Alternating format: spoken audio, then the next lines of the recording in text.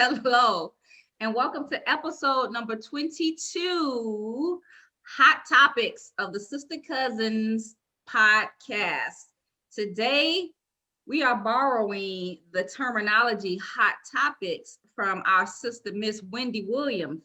So we have 5 hot topics of our own that we would like to discuss with you guys today.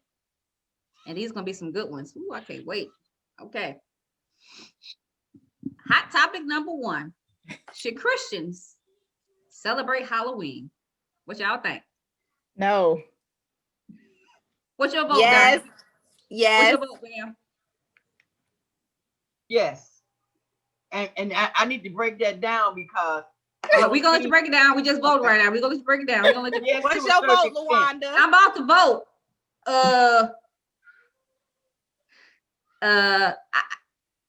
Yes or no, Yes. bruh? Yes, Okay. yes, and I explain. So we gonna first of all, we can all sing together. We can all talk together. Bamrynae, we gonna let you go first, since you the guest. All right. Why do you think Christians should celebrate Halloween? Yes, and I'm gonna tell you why, because it's for the kids. All I can see is stuff that make them laugh and candy. So why not? It's been a lifelong tradition. No, we ain't out there in the haunted house, scaring kids to death. If you know your children, you know what they're capable of and what they need to see and what they don't see. Now, I don't disagree with no parent that has nothing to do with it, period. That's how you raise your kids, and that's how your household is ran, and it's fine with me. But I like to have kids for the candy. Okay, hold it right there. Joanna, why not? I think it is a very demonic, quote unquote, holiday. And the reason why I say that is because when I got saved like a long time ago, these are some of the things I actually researched and tried to figure out like what was the big thing, because I didn't think it was an issue. I didn't think, they're just dressing up as kids. They're not out there killing anybody. It's harmless. But when you trace back the origins of what Halloween actually is, and the participation like that Satan is still practiced today in it, I just don't want any parts of that. So we don't celebrate Halloween here.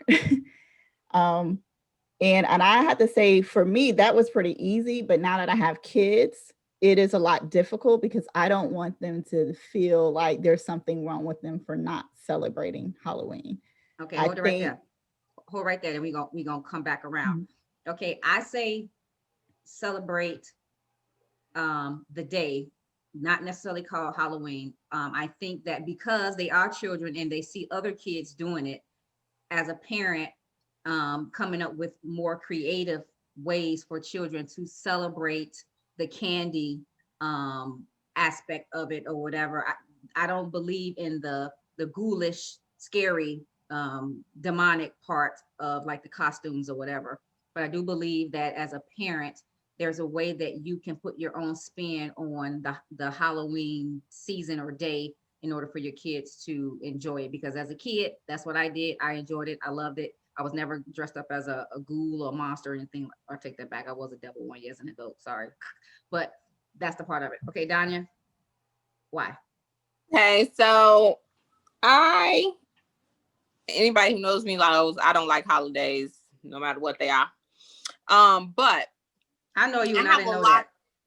Oh, well, you probably don't really know me. I hate holidays. I do like one holiday, and that's Thanksgiving, and that's because it's about food and football. Anyway, so I have friends from a lot of different ethnic backgrounds, and a lot of them celebrate Halloween as something different. Not necessarily the trick-or-treating thing, but it's a day that they honor their dead and things like that. So I like to look at that part. But when it comes to my children, you have all of these. I mean, like one of my favorite Halloween things is the Great Pumpkin, Charlie Brown and the Great Pumpkin. Okay. I love that. I watch it with my kids. And so I like to see kids dressed up for Halloween. I think they look adorable. I like to see kids dress up all the time, but the majority of the time you can only find the costumes around Halloween. So you get to buy extra costumes for your kids to grow up. dress up in. And hello, chocolate. Come on now. I mean, you know, when I was taking my kids trick-or-treating, we didn't do it this year, but I mean, I really wasn't doing it for them. They're not going to eat all that candy. I was doing that for my inner fat girl. Go ahead, fill that bag up 2-3 times. Mommy going to take care of that for you. I'm going to give you about 50 pieces. The rest is for me. So I just think it's just a fun activity for kids to do. They get to do it with their friends. They get to do it with their siblings. And as they get older, it's more fun for them, or they just are not interested. And then like I have a friend who she loves Halloween. It's like this huge thing for her. It's like her Christmas. Okay. And she likes to dress up. Her and her significant other, they do these themed costumes, and it's just a whole hoopla of just food and candy. I just like food and candy. I like food and candy. So we're gonna go back up. We're gonna go back up. Okay, so for me again, with my daughter, I tried to take her trick-or-treating, you know, when she was old enough to go, and she just never really liked it. She didn't like the walking. She was too tired. It was too cold. And so what she wanted to do, she wanted to go, we always go to Walgreens. She would pick out all the candy that she liked. We would get this nice little pumpkin bag or bag or basket. She put her candy in, and she wanted to watch movies. That's what she did from probably 7 years old up until she stopped, you know, celebrating Halloween. I always loved Halloween, going trick-or-treating. I think we talked about on the episode with Auntie Yuna or whatever. It was always something fun or whatever for me, especially when I became an adult and there were like parties or whatever. You kind of go and just have fun. However, this was BC. As a Christian, I do know that the origin of Halloween is demonic, and that as Christians, we probably should not celebrate it. The church I belong to in San Antonio, they call it All Saints Night, where kids, they got a chance to wear costumes, but they couldn't wear anything demonic. It had to be kind of fun or whatever. And we they had little parties and different tables where they can go and get their candies or whatever. My daughter-in-law, she always makes my 2 grandkids their costumes. One year, the brother's older. He was a football player, and the baby girl, she was the football. One year, the little boy was a gumball machine. This year, I think she was a little tiger, and he was, I have to look at it again. So I just think, Carol Baskin. I'm sorry. No. I just think that it is just something fun for the kids to do, you know, and it is hard to kind of steer them away from celebrating Halloween when this kind of build up and all the other kids are doing it. Juju, what's your explanation? My thing is that, just as I said, I researched this a lot because initially, you know, and I had been saved a number of years. I never really thought anything was wrong with it. You know, I thought it was just fun, costumes and all that. But the more that I, you know, started reading the word, I mean, the Bible is very specific about certain things. And I believe, you know, anything that has to do with ghosts, demons, warlocks, you know, witches, it's pretty, you know, self-explanatory in there. So I'm going to give you some scriptures, and then I'm going to tell you what I kind of did with my kids this year. They have never celebrated, you know, Halloween. We did allow them to go to, I think it was called All Saints Night or something at the church one year. But even then, I still have some questions with that too. So here are my scriptures. I'm going to give those first. The first one is Deuteronomy 18, 10 through 12. And it says, there should not be found among you anyone that maketh his son or daughter to pass through the fire, or to use a divination, or an observer of times, or enchanter, or a witch, or a charmer, or a consulter, or with familiar spirits, or a wizard, or I think this is how pronounced, a necromancer. I have no idea if that's pronounced right. For all of these things are an abomination unto the Lord, and because of these abominations, the Lord thy God doeth drive them out before thee. So that's my first scripture. The second scripture is 2 Corinthians 10, verse 20. And it says, rather that the things which the Gentiles sacrifice, they sacrifice to demons and not to God. And I do not want you to fellowship with demons. And then on Leviticus 19:31, it says, give no regards to mediums or familiar spirits. Do not seek after them to be defiled by them, for I am the Lord your God. And those are just a few of the scriptures that, I have researched and found. So I think as Christians, we are called to be different. I think one of the issues in the church is that Christians are so much like everybody else that there's no distinction between us. And I think that we're called to be different. I think we're set apart. So we shouldn't be doing everything that the world is doing, and we shouldn't be doing it the same way that the world is doing them, for one. So with my kids, they have never been trick-or-treating. We've never dressed them up to go anywhere, but they have attended some church functions. But even then, I kind of felt a conviction in my spirit, because it's like, why do we have to have an alternative? This is an evil holiday. Why can't we just say we don't celebrate it, and we don't? So I don't feel like, it's some things I don't think you need to have an alternative to. But as far as my kids, the issue that came up this year, Zachary's 5. He's never really said anything about it before, but this year they were having a party, a Halloween party on Friday before Halloween. And so maybe 2 weeks before, because we tell them, he knows we don't celebrate Halloween. He's like, I know we don't celebrate Halloween. That's what he said. He said, but is it okay if I dress like as a firefighter or a policeman, or, I won't wear anything scary. So it really bothered him that he would not be able to participate this year. So I talked it over with his dad, and I was like, well, we have two options. He can still go to school, but he's not dressing up, or, I'll just take off work and we'll do something fun, instead of, him having to be at school while everybody's dressed up and, doing the Halloween stuff. He won't feel so, out of place. So we talked about it, and I thought about it really just, back and forth, because I don't want my kids to feel like something's wrong with them because they're not participating in everything. But I do want them to have enough confidence and strength to say, we don't celebrate this, and I don't need to apologize for that. It's not what I believe. I want them to be able to say that without having to be ashamed. It's okay not to celebrate Halloween. I got a question, Money. Okay, so you say at your church they had something called whatever. Yeah. So that's your church. You're under that pastor's leadership. Yeah. So if it's okay with him, I don't follow man. I don't care what my pastor does. I follow the word of God. And just like I say, even with my pastor, I love my pastors. I've been at that church almost 12 years. There's some things I don't agree with him about, but I think that's why we have the Holy Spirit, because God can speak to us individually about what we need to do for our own household. Now, that may have been okay with him, but as for my house, it's not okay for me. So, that, and they're saying, I love my pastor. I do not judge anybody who decides to take their kids to, their church alternative Halloween. That's your theme. But as far as for me, it did not sit well in my spirit. And therefore, I have to go with my own conviction. I was just one, because I'm pretty sure somebody else say, well, don't she go to church? Yeah, I do go to church. And just like I said, but I don't follow after a man. I can speak to God. We all have a direct connection to God. A pastor is there for a reason. He's there to teach us. He's there to impart on us. He's there to cover us in prayer. But it's your responsibility to get in the word and find out what God would have you to do for you in your home.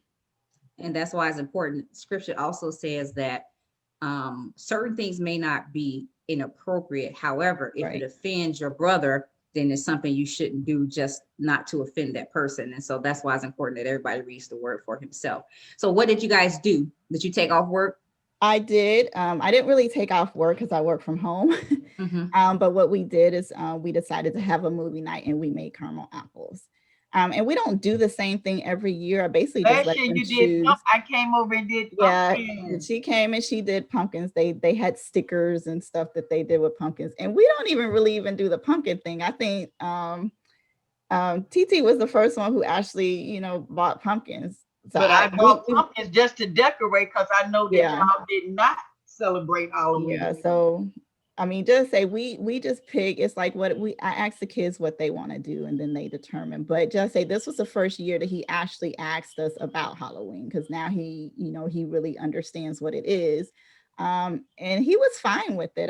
After we had our conversation, he, didn't feel some kind of way or anything. He wasn't sad or anything. So did he know that they weren't going to school because They were. Oh yeah, we tell. Okay. We had a family meeting. We have a family meeting and we talk about it. And sometimes we have to tell them that sometimes you're not going to agree with what we say, but I have to do what I think is in best interest for our family. Oh, so they didn't go to school. So they did not go to school. Okay, Mom. Miss Bam. What else said Mom? Miss Bam, what is your reasoning behind why you say yes? More elaboration. I said it just so that it's about the candy and the costumes. But as long as they not, no, I'm not gonna go buy no. I might even buy a ghost because they know about Casper, the friendly ghost. You keep it.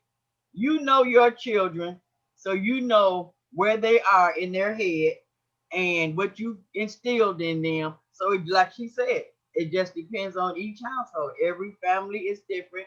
Every parent has different rules. So follow your heart. Those are your children. That's your responsibility. And everybody got that direct line to God. So he will, follow your spirit. Everybody as a Christian got the Holy Spirit within them. So you got to follow what the Holy Spirit tells Yep. you. All right. Hot topic number 2. Okay. So I seen this on social media, and I think Joanna had a conversation with her in-laws. If your husband, his wife, and his mother both needed something, for example, they wanted a glass of water, who should that husband serve first? His mama or his wife? Donnie, you want to start with that? You want to go start first? Who do you? We gonna get our answers, boom, and then go round circle. Who do you think he should serve first, mother or wife, Danya? The dog. Lord. Miss Bam? First of all, I would mother or wife? Oh, mother or wife? Mother. Joanna? I'm gonna say mother. I'm gonna say mother. Okay, so we're gonna go back. I say that he should serve his mother first, just out of respect for his mother. And if he has a wife who doesn't understand that concept of respect, he with the wrong wife. Joanna? Right. I agree. I actually am the one who had this conversation at a event at my in-laws' house. And we were like kind of divided. One group said the wife should be served first. The other group said the mother should be served first. Their reason for the wife to be served first was because it does say in the Bible that, you leave and cleave and you become one with your wife. So now that's your priority. I also added that, it also says in the Bible to honor your mother and your father, so to me, that's a way of honoring them by, serving them. So it's a very interesting question just to hear, everybody's take on what is wrong, what they would do and what they wouldn't do. Me personally, I would expect my husband to serve his mother. That would not be offensive to me. I was talking to Lawanda about this, and she's like, that's because you like your in-laws. Well, maybe so. Maybe so. Yeah. But, to me, that is not an issue to have an argument over. Like, I could never see myself, getting mad at my husband because he gave his mom something to drink and didn't give it to me first. To me, that's petty. That's petty. But you have some petty people out there, so maybe that is an issue, Petty. In that situation, if you're with a spouse who has an issue with that, you may want to serve her first so that you can keep the peace. But for me, it wouldn't be an issue for my husband to serve his mom. Just say, I think that's a way of honor, and I would expect that from him. Now, get this. Now, when my husband was asked that, he said that he would serve us both, but he, would serve his mom first and then me, which was fine. I didn't have a problem with that. Scripture says that a husband should treat his wife as he treats himself. So from a Christianity standpoint, it's always God first, others, and then yourself. So if you're treating your wife as yourself, then you would serve your mother first because your wife is yourself, and then you would serve her second if you're going to break it down that way. Mm-hmm. Okay, Ms. Bam, you want to elaborate? Well, everything Wani said, but it starts at the beginning. Before you're married, you need to know your mother-in-law, your sister-in-law, your daughter. Everybody needs to be on one page, on one accord. so that you don't have those issues. And I've always heard that if you find a man that treats his mama like a queen, he will treat you like one. I don't have no problem with what he do for his mama, because I'm probably gonna be taken care of first anyway if we at home. But when you go out, I expect for you to look out for your mother. But it probably would have been me serving my mother-in-law in the first place. So I agree with and Zach is the man. Man, the man. And when you know a person don't mean you no harm, you can accept that. Some men do that when they go home, they're gonna be on the couch. Or first thing they'll say, call your mama. I never will forget one time I made a chocolate cake for Mickey, my first husband. And he ate the cake because he was greedy. And he said, well, my mama, her chocolate didn't taste like this. I said, make this your last time. Last time. Telling me about how your mama chocolate cake tastes, because that's who's going to make it for you from now on. So you know your boundary. You know your limits. You know your mate. You know how far to go. And certain things you should just not say. Now, I'm not that type of person. But the way he said it was, it's good, but my mom, well, then from now on, your mama got to make that cake because I want you to get the best piece of chocolate cake. Eddie Betty, Danya, why you say the dog? I have no husband. We understand you don't have a husband. You but had you had one before. I don't got no horse in this race, y'all. We gonna go with the dog. That's my answer. I'm sticking to it. And that's why a lot of people should take marriage into consideration. That's a serious thing because it don't only just involve the husband and the wife. You have siblings, you have brothers, sisters, aunts, uncles. You need to be trying to get along with everybody. But I can tell you one thing: if that mother-in-law or that father-in-law ain't feeling you, you might want to get that. You might want to get that wife that glass of water. Well, I kind of disagree with you a little bit. I definitely believe that the husband and wife are one. I definitely believe you should honor your mother and your father. But scripture didn't say nothing about my in-law, my sister-in-law, my brother-in-law. I don't care what she say. Got this my household over here. We over here got our thing together. Now it's nice if everybody can get along, but at the end of the day, I'm the wife, and it is what it's gonna be. I don't care what the others. I care about my mother-in-law, father-in-law. God rest my mother-in-law soul. But see, I mentioned them because everybody get together. We ain't like it no way. They don't like you no way. So that would really be an issue. But the person that I am, I take care of senior citizens, seniors first. I don't care who they are. So like I said, in my situation, I probably would be the one. If my mother-in-law say, baby, can you give me some water? Talking to her son, I would say, that's okay. I'll get it for you. So he wouldn't have to make that decision because that's not fair. You shouldn't have to choose between your mother and your wife. Okay. Hot topic number 3. Hot topic number 3 is, do you keep friends who have different political views than you? Wanda, you want to start? I can start. Yes or no?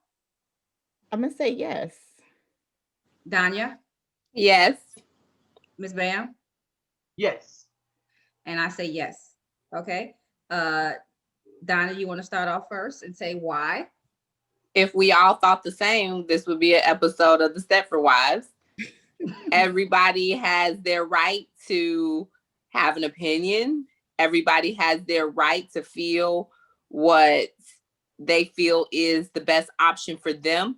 And I mean, we can just look at the people sitting on this podcast. We all have different political views sitting on this podcast, but that doesn't mean I love you or like you less.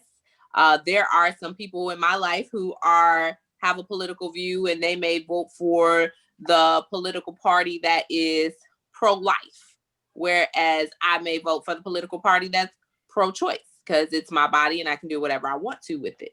That's my choice. But that doesn't mean that because we have different political views, they're any less of a good person, or that what they contribute to society or my life is any less valuable. So their political views alone does not create them to be who they are as a whole.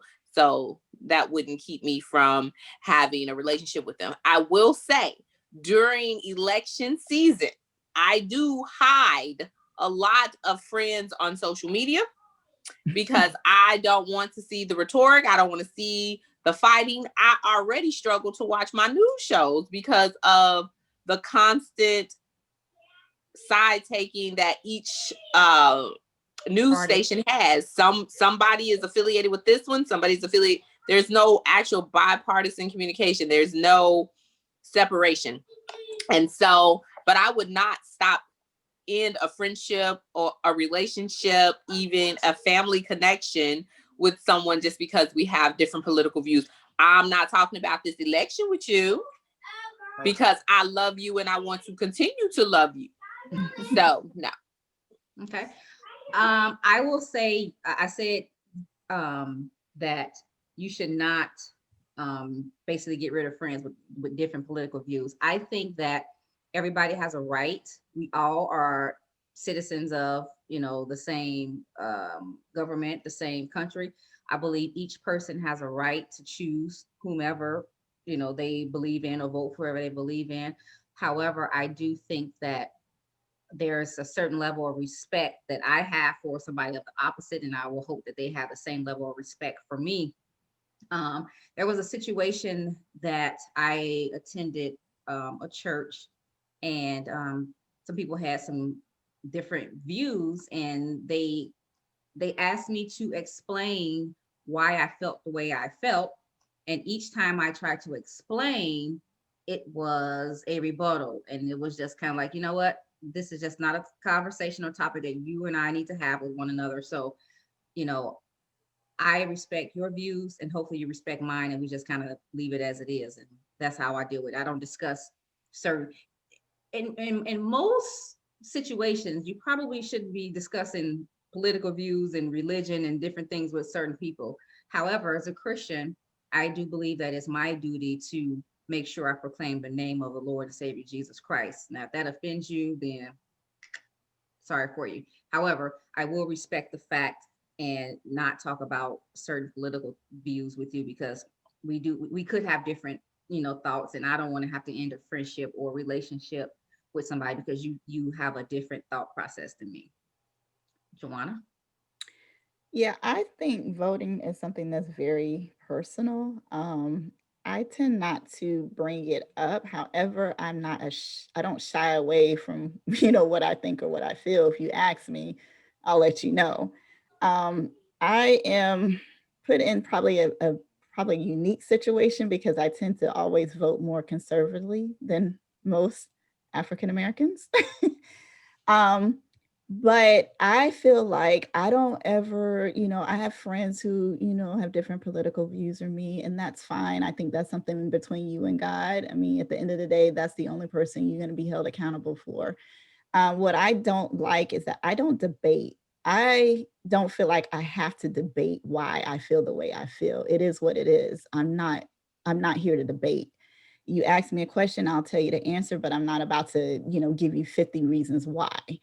It's my business. It's my prerogative to vote how I want to vote. Whether you agree with it or not, that's the issue that you have. So I just say, I think it's very personal. I think it's something that you have to, get before the Lord and find out what's best for you and your household and what views and stuff that you stand on. I don't think negatively for people who vote a different way than me. That's between them and God. But I don't like, especially during this election period, I don't like the fact that if I don't vote a certain way, then something's wrong with me. I don't like that at all. I think, it's like, be who you are, vote how you want, doesn't make you different just because you agree. I'm the one type of person, we can agree to disagree and keep it moving. If you don't vote how I vote, it's not like I'm going to cut you off. I'm not going to talk to you or anything like that. So I tend to not deal with that, especially via social media, because I feel like you have a lot of people who are, I call them social media bandits. They do a whole lot of talking. Gangsters. Probably half of them ain't even registered to vote and probably have never voted, you know? So it's like, I'm not going to waste breath or energy debating why I did something when it's really none of your business for me to do that. I think it's very personal. And just like I said, I think at this point, everybody needs to pray and, you know, and find out who they should vote for, and whoever gets in the House. I don't care if it's somebody that's not my political affiliation. My job, I feel, as a Christian, is to pray for them, to pray that they have godly counsels, because the decisions that they make affect me and my family, and affect me and my children's children, you know? So I don't care who's in office, I'm always going to take that stance. I also do not talk negative about either side, because I feel like that as a Christian, it's my responsibility to pray for either side, regardless, whether or not I agree with them or disagree with them. So that's kind of my stance on it. Ms. Bam? Well, I have learned to look to God for everything, and it ain't always been like that. In a situation with people, I don't care if it's my mother, my daughter, my sister, whoever it is, I'm for what's right. You can't look at a person and tell if they know the Lord. You don't know that. So some people are just negative people, period. So some people look for a financial, oh, when we vote for this one, you don't know that. They tell you a lot of things during this election, what they gonna do, and half the time don't none of them do nothing they say they gonna do. So my thing is, it's your choice. So you want to vote because you feel that who you vote for is the best person to put in office for everybody. So we don't know who that is. It could be Republican or a Democrat. But what we try to do is we vote because that's what we feel, or who we feel is best for the situation. But no, I would never fall out with my friends because everybody has their opinion. You might say potato, I might say potato. You say tomato, I say tomato. So that don't stop me from loving you. That don't stop me from talking to you. I'm not gonna criticize your beliefs. So, and in all things that we do, respect, you got to respect that next person. That's her choice. Now, in the end, and it all come out, you might have say, "Woo, I sure wish I hadn't voted for that person," or "I sure wish I hadn't voted for that one." It's your choice, and in the end, you get what you get. The thing is, though, is that it doesn't matter. In reality, it doesn't matter who people vote for. It's just the fact that they vote, because there's a lot of people who died and sacrificed a lot in order for people to have the right to vote. So that's the importance, is that people do vote. Now, whether whoever you vote for is your personal business and it's private. The thing is, no individual, the president of the United States, does not make sole decisions by him or herself. There's there's Congress, there's a Senate, there's a House. Different people help to make up rules and laws. And so a person can promise to do certain things. That doesn't mean that what they want to do, and they may be sincere in what they want to do, that doesn't mean it's going to happen, because it's just For not a your long own time, I always believed that Republicans were white folks and Democrats were black folks. I know now that that's not so, but that's what I've always believed. So and it's because you have to do your own research. You have to do your own research and understand what it is. Maturity comes with all of that too. Yeah. You mature, you learn things you didn't. I'm 62 years old. I learn something almost every day. Well, by the time this episode is published, we would already know who our president of the United States is going to be. So hopefully people did vote and weren't ignorant to the fact to say my vote doesn't count, because your vote is your voice. So we're going to move on to hot topic number 4. Ooh, what if you have a friend that your spouse does not like? How do you deal with that relationship with your friend? Ms. Bam, you want to start first? Yeah, that's a big one for some people. But my thing is, once again, I'm a grown woman, and you can't tell me who my friends are gonna be. I'm the kind of friend, I ain't gonna tell you what to do with your husband or your kids, unless you in my family. But Whatever a person does in their personal life, it has some effect on your friendship. But a friend, what's the definition of a friend? First of all, that's what you need to be asking. Because What's everybody the you definition? hang around with, everybody at your house, everybody that you telling your secrets to, everybody not your friend. A true friend should not be a problem in your marriage. Okay. Now, if one or the other got some jealousy issues, then that's just stupidity. That might be an issue. But once again, maturity kicks in. Mature people don't have those problems. If they do, it's because that person is not a friend. Ain't no So friend gonna allow you to be arguing back and forth with your mate because of me. so the question is, if your mate doesn't like that person, what do you do? Do you continue that friendship, or do you have a conversation with that friend, or how does that work? Because it is affecting. It may not be something that that person is continually doing, but if your spouse says, I don't like her, I don't like him, something is, I don't like that relationship, what do you do? Out of respect, they would never see him, but it's Okay. still gonna be my friend. Okay. So don't ask me where I'm going, because I might be going to see that friend you don't like. But it's a person's choice. You can't tell nobody who gonna be their friend. Joanna, let me hear your Christian view about that, because I know you got one. I don't know. This is a tricky one. I think you have to Can I find get a out kiss? the why behind why this individual does not like your friend. I will say being single and being married is different. And my relationships changed when I got married, because before I was hanging out and doing things that I could no longer do as a married woman. Like what? So so it's like, yes, I understood him saying, Okay. yeah, I don't think we're gonna be able to do that no more, because that's something a single person would do. Civil unrest. And I'm in a completely different, area of my life now. So I think the biggest thing is finding out why, because there may be some, some justification as to why this person doesn't particularly like this friend. However, I don't think I would be the one to cut a friend off. I think if anything, our friendship may change a little. But I've had friends And a like true friend literally will understand that. A true for friend will a understand that. true friend will understand that you're in a relationship now, a commitment now, and you can't. I'm not single anymore. I can't go out with you. I can't do things that I used to do prior to marriage. A real friend would understand that, but it doesn't mean I cut the relationship off. I mean, if that's my girl, she's still gonna be my girl. It's just things are different now. I have priorities, and I have, things that I have to tend to now that, I can no longer be with you 24 hours. And I have had some friends where that has been difficult. I mean, I'm not gonna lie. Me getting married threw kind of like a monkey wrench in our relationship, because now it's like this person was like, well, I feel like you spend all your time with him. He's my husband. I'm supposed to spend all my time with him. It's like, Friend. you know, but I understand being single and wanting that same thing and not having it. So you feel some kind of way. So it's like, didn't get rid of the friend, but kind of sometimes you got to love them through what they're going through.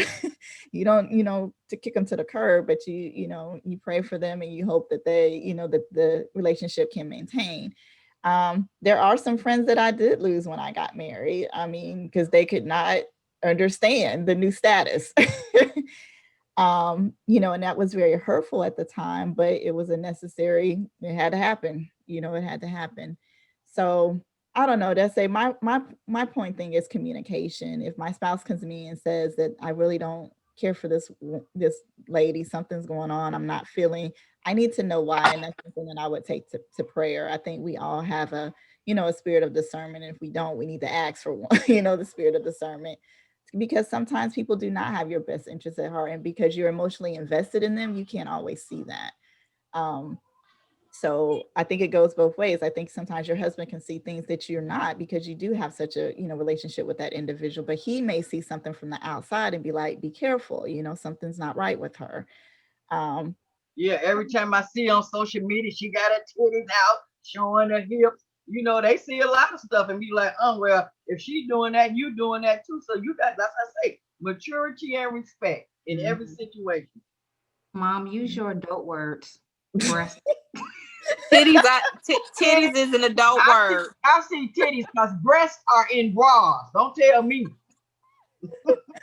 Titties. Not titties, auntie. Titties. Titties. Yeah, they got Y'all titties sick. out. Those I was who got breasts, they got them in a bra.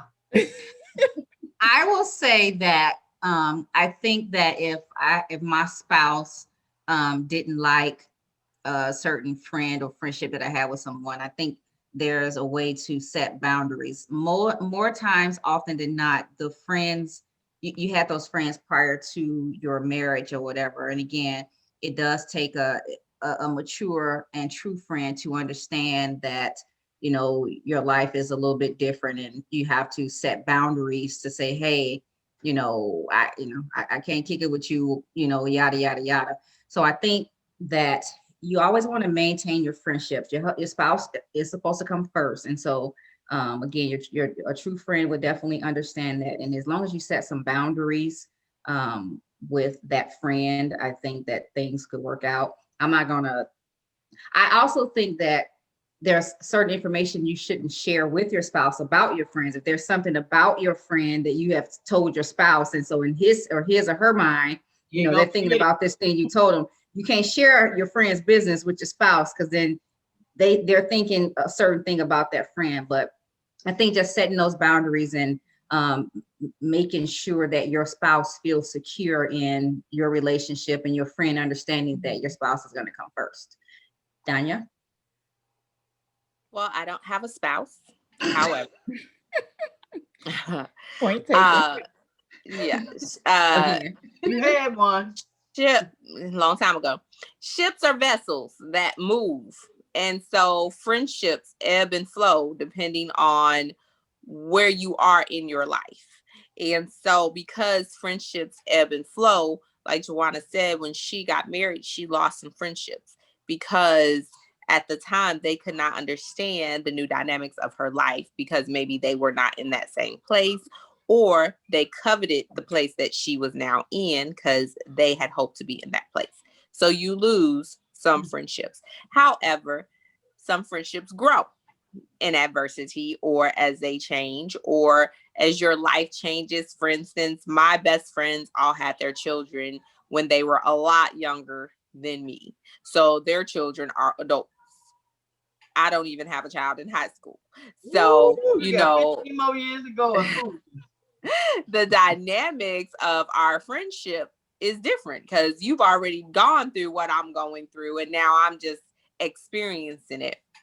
If I did have a significant other and that person was not so much a fan of my friend, then I would have questions. What is it that you see in this person that is so harsh that you can't fathom them being my friend? Because see, this person was there for me before you came along, and this relationship was established before you came along, and this is a very important relationship to me, and I don't necessarily want to lose it, but I do want to understand and respect where you're coming from.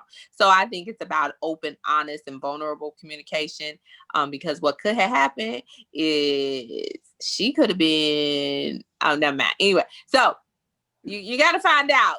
I think you just need to ask some questions. Why don't you particularly care for this friend of mine? I'll give an example. My best friend had a child with someone, and they were in this relationship, and I wouldn't piss on him if he was on fire. But Good Lord. yes, that's how I felt about it. I offered to run him over. She said no because that was illegal. But I'm just saying, this person was toxic, and he was very toxic. And I did not want that in her life. And I explained that to her, but that was her relationship, not mine. So she had to get to a point where that was no longer what she craved. And she could see that he was toxic because from the outside looking in, you can often see what other people can't. So your spouse may see something about that friend that you've never noticed because that's your friend. So oftentimes, again, it just comes down to asking questions because your spouse, this been your homegirl for 15 years. This my ace boon cool. But your spouse can see, okay, this person only calls when they want to vent or when they want to get something off of their chest or they want to do this or they want to ask you for something. They never, ever just call to say, hey, girl, how you doing? How are things with the family? So your spouse may see what you don't see. So it's just a matter of having a conversation. Okay. So our fifth and final hot topic. False advertising in relationships. Is that a cause for breakup? And what we mean about false advertising, you meet your girl or your guy or your girl, I'm a girl. You meet your girl, she got long red hair. And then you go over her house and she got short hair like Donna's. Or you see her, she got eyelashes that look like wings. And then you go over her house, she bald head like me on the eye. Is that a cause? Or you meet a guy, he got this nice crispy line, and it ain't nothing but some of that spray to be putting on your head to make the line look crispy. And then when that stuff wear off, he got little beads running around his head. Is that a cause for breakup? Is that false advertising in a relationship? I'm sorry, this one. You can start with me. I'm gonna be like, nah, boo, because ain't no telling what I'm gonna look like today. I might look like Carmen Sandiego, as Danya called me one time. I might look like somebody else. I got red wigs, blonde wigs, long wigs, short wigs. Sometimes I wear eyelashes, sometimes I don't. I got red lipstick, pink lipstick, brown lipstick. It just depends on how I'm feeling. But I'm gonna let you know all that up front so there ain't no confusion. Go ahead, Danya. So ultimately, I will admit I am vain. So all those enhancements that you have, when you unenhance, you better still look good. Do you hear me? If you put on a green and white button down and your arms is bulging, don't make it be because you put on a medium shirt. When you take that shirt off, you better still have them bulging arms. Because I'm telling you, bruh, I'm vain. I want you to still look good, even with crust in your eyes. I don't think nobody look good with crust in their eyes. Girl, I do. You ain't never woke up next to me. Hey, I woke up like, yeah, I have. hey. I didn't see you. I didn't see you, Miss Bam. I'm gonna use a particular. This is so funny. Talking to a certain person, and people ask questions. Do you snore like a bear? What we gonna do about it? However you are, whatever you have, whatever God gave you, take care of it, like she said. And this day, in this time in the world, men already know. Man, I come home, my wife might be bald, blonde.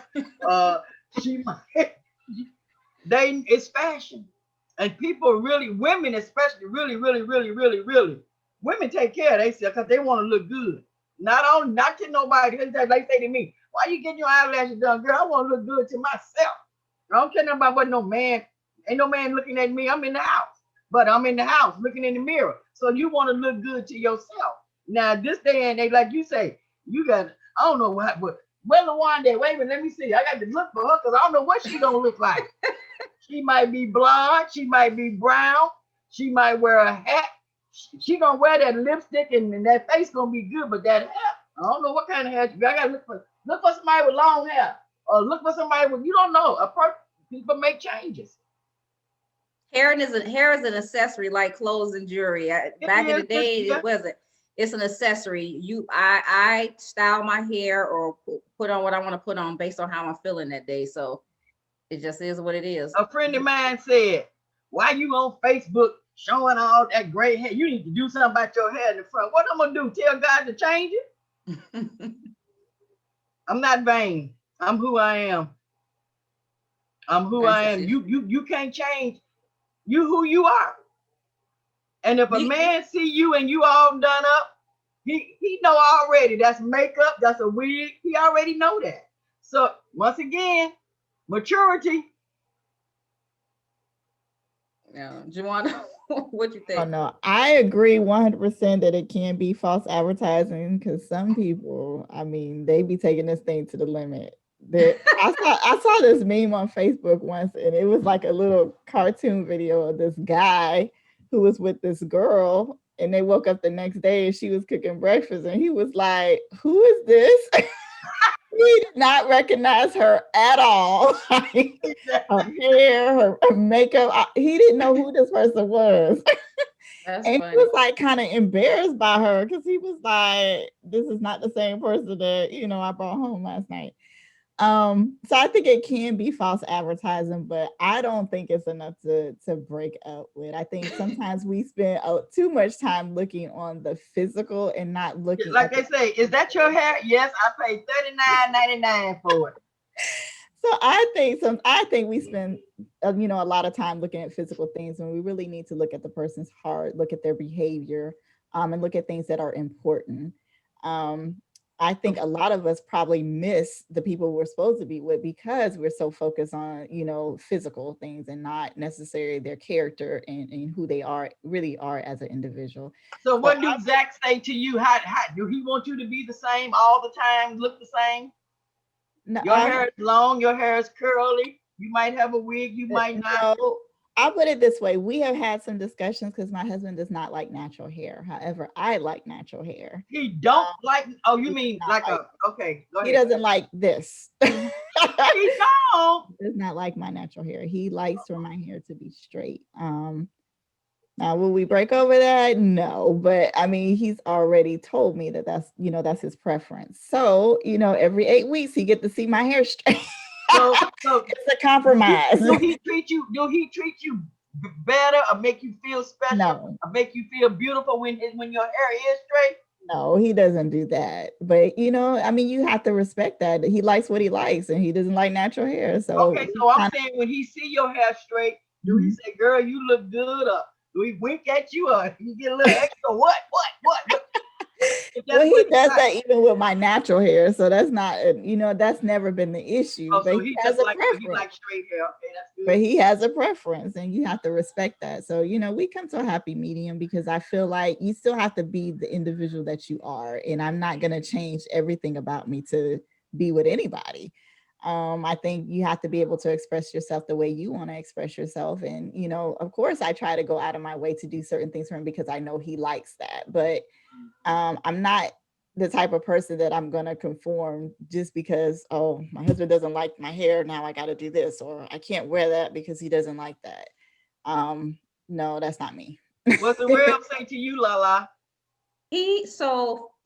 Okay, so me, I recently, since I've been in Washington, started wearing and making wigs or whatever. And it came about because there's nobody here to do my hair. So, I mean, as a hairstylist, I do my own. And so he understands. Now, he doesn't like short hair. He doesn't like short hair. And here's another thing. He can see a lady, and if I tell, he can say, is that lady's hair? He likes long hair, right? So he can say, is that lady's hair? As long as if I say, yes, that's her hair, he likes it. If I say it's weave or wig, then he's kind of questioning. I'm like, well, what difference does it make? If you like how it looks, why does it matter if it's her hair or extensions in it or whatever? Well, I told him, I said, I can guarantee every woman you see on TV, in a magazine or a book, 90% of those women have some sort of hair extensions. And people are under the falsehood of that non-Black women don't wear hair extensions. Non-Black women are the ones who wear the most hair extensions. I live in rural Washington State. In the salon I work in, there's mostly Caucasian women and Hispanic women, and they come in and they get all kinds of hair extensions and they buy wigs. So whoever is under the falsehood that non-Black women that Black women are the only ones who wear hair extensions, no ma'am, no sir. When I was in San Antonio, I did a lot of hair extensions and was able to charge a lot of money for it. Non-Black women are paying up $1,200 upwards for hair extensions in their hair.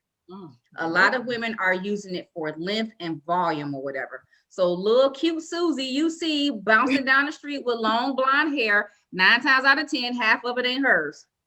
So he understands that. Well, for me, it started out as advertising. I'm in the beauty industry, so my face, my makeup, my hair, my fashion, my jewelry is part of my business and how I'm advertising. So there's not a lot of people who look like me who live around here. So every time I go to a store and somebody says, oh, your hair is so pretty, who does your hair? Me. Can I get your card? Absolutely. So he sees it as an accessory and a way for me to advertise my business. So we don't have an issue. He understands that women change their hair. A woman can wear her hair straight down. She can wear it in braids. She can wear it in a ponytail. That's a different style. In the summertime, her hair is blonde. In the wintertime, her hair is brown or a different color. So he understands that women change their hair just like an accessory. And so that's how it is. But there's certain looks. Now he likes a more conservative look, but that's just his personality. He's a conservative person, period. So there are certain hairstyles and or wigs that I wear that he prefers that I necessarily don't prefer. I wear them because they're different and everybody likes different things, but he likes a more conservative look. And so I understand that he likes that. But again, this is my hair. This is me. And so I have to be who I am. I will try, if we're going on a date night, I will try and style my hair how he likes it because we're going on a date night. And so this is a special time for him. But in general, I do what pleases me. And so is that what you call maintaining your image? Because that you in the profession of the hair business? I'm a walking billboard. I advertise myself by what I do. So if I'm wearing a wig, when your hair is so pretty, I'm like, it's a wig. They're like, is it really? Do you make them for other people? I sure do. And so I'm a walking billboard for my business. So did we get Donna's? We got Donna's take on it, didn't we? Nope. Nope. We got your take? We did? Oh, okay. Well, does anybody have anything else they want to say about any of these hot topics? Nope. I just want to say go vote. Want to say go vote and be authentically you. Be authentically yourself. Be authentic. Vote, wear your mask, pray, and trust God. We'll get through this. Right. Well, I guess that about sums up everything, ain't it? Right. I like my little this is my November hat, my little pilgrim hat for Thanksgiving. Bring it when you come. Well, on that note, we thank you for listening. As always, please like, share, subscribe, comment, let us know what you think. Do you have any hot topics you want us to talk about? Do you have any opinions about the 5 hot topics we did talk about? Let us know. You can catch the Sista-Cousins podcast on Podbean, YouTube, Google Podcasts, Spotify, iHeartRadio, Facebook, and Instagram. So there's no excuse that you guys can't check us out. And on that note, peace and hair grease. Bye. Bye.